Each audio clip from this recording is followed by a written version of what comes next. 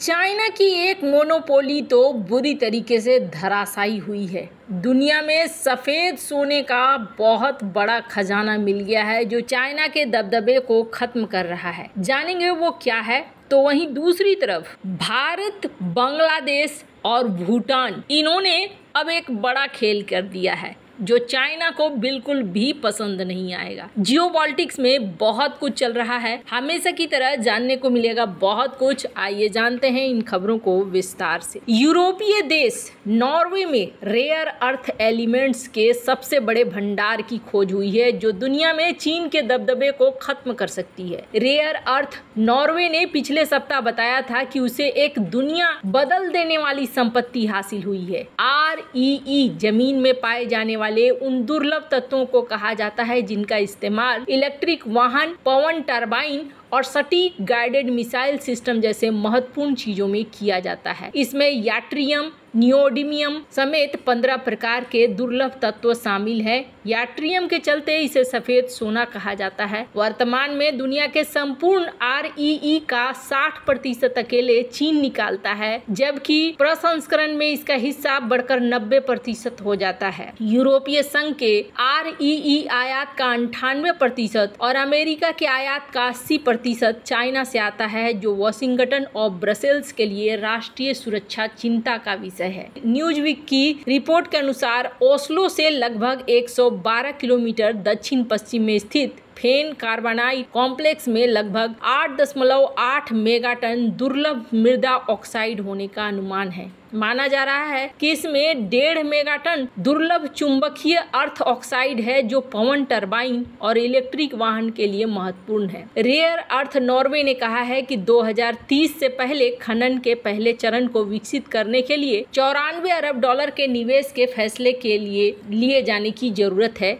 इसी साल 23 मई को यूरोपीय संघ ने बाहरी आपूर्तिकर्ताओं पर भी निर्भरता कम करने के लिए एक अधिनियम को मंजूरी दी है, जिसके तहत महत्वपूर्ण कच्चे माल की वार्षिक खपत का 10% घरेलू स्तर पर प्राप्त करने के लिए कहा गया है। साथ ही इसमें 40% खुद से इसकी साफ सफाई करनी है और इसे इस्तेमाल करने लायक बनाना है। अधिनियम में यह भी अनिवार्य किया गया है कि किसी रणनीतिक कच्चे माल का 65% से अधिक हिस्सा किसी तीसरे देश में नहीं आ सकता है। नॉर्वे यूरोपीय संघ का सदस्य नहीं है, लेकिन इसके एकल बाजार में हिस्सा लेता है। चीन ने हाल ही में रणनीतिक धातुओं पर अपने नियंत्रण का लाभ उठाने की कोशिश की है। बीते साल बीजिंग ने रणनीतिक रेयर अर्थ एलिमेंट्स के निर्यात पर रिपोर्टिंग को कड़ा कर दिया। इसे सेमीकंडक्टर और चिप बनाने वाले उपकरणों पर अमेरिकी प्रतिबंधों के जवाब के रूप में देखा गया। चाइना के वाणिज्य मंत्रालय ने रेयर अर्थ एलिमेंट्स के साथ ही इन्हें संसाधित करने के लिए उपयोग किए जाने वाले उपकरणों पर भी प्रतिबंधों की घोषणा कर दी। रेयर अर्थ एलिमेंट्स 17 धातुओं का एक समूह है जिसमें यट्रियम, स्कैंडियम शामिल है। रेयर अर्थ एलिमेंट 200 से अधिक उत्पादों के लिए बेहद जरूरी है। इसमें mobile phone, computer hard drive, electric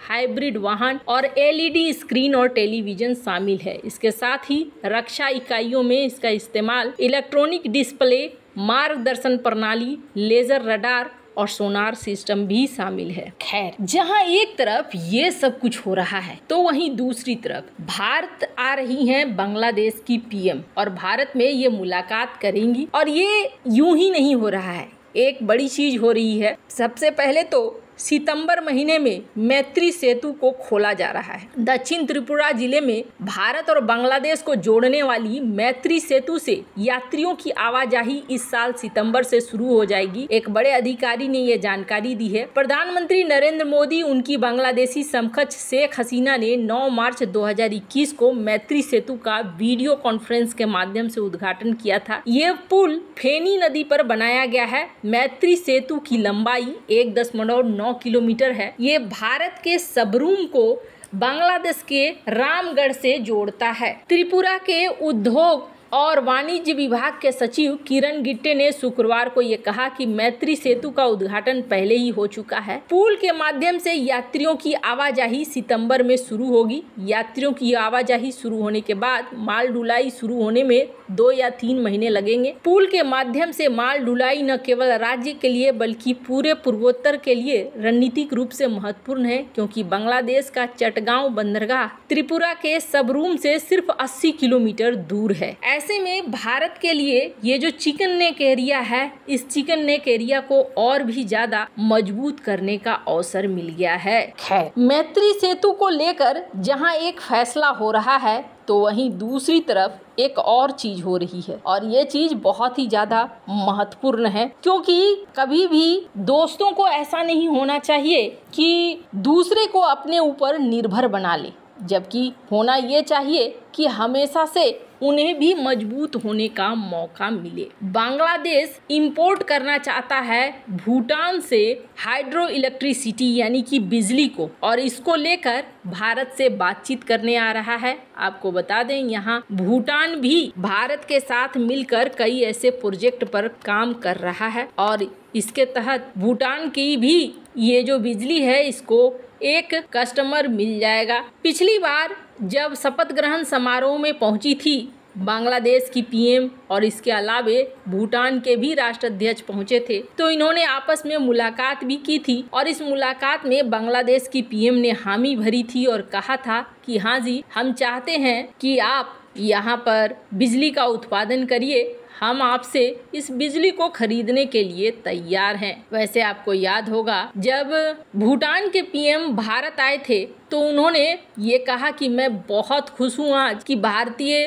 PM Modi एक बार फिर से सत्ता में आ गए हैं, और भूटान और भारत के रिश्तों के लिए ये बेहद महत्वपूर्ण है। अभी बहुत सारी चीज़ें हैं जो यहाँ तुक्के बिठाए जा रहे हैं ताकि चाइना का जो प्रभुत्व है और चाइना का इस इलाके में प्रभाव बढ़ाने का इरादा है उसे खत्म किया जा सके। भारत लगातार ऐसी चीजें कर रहा है जिन चीजों से उसे अपनी सुरक्षा को मजबूत करने में फायदा हो। नॉर्थ ईस्ट एक ऐसा इलाका है जिस इलाके को सुरक्षित करना बेहद जरूरी है, क्योंकि यहाँ तक अभी भारत को पहुँच बनाने में बहुत टाइम लग जाता है, जो बिल्कुल भी सही नहीं है। नॉर्थ ईस्ट को अगर कोई माल भेजना है तो उसे कोलकाता पोर्ट आना पड़ेगा, और कोलकाता पोर्ट की डिस्टेंस एक अच्छी खासी डिस्टेंस है। अब चटगांव पोर्ट के जरिए ये डिस्टेंस को कम किया जा सकता है। वैसे आपको बता दें, ऐसा नहीं है कि बांग्लादेश को खुला छोड़ दिया है चाइना ने। बांग्लादेश के ऊपर चाइना अपना प्रभाव नहीं जमाना चाहता है, और इसके लिए हमने ये भी देखा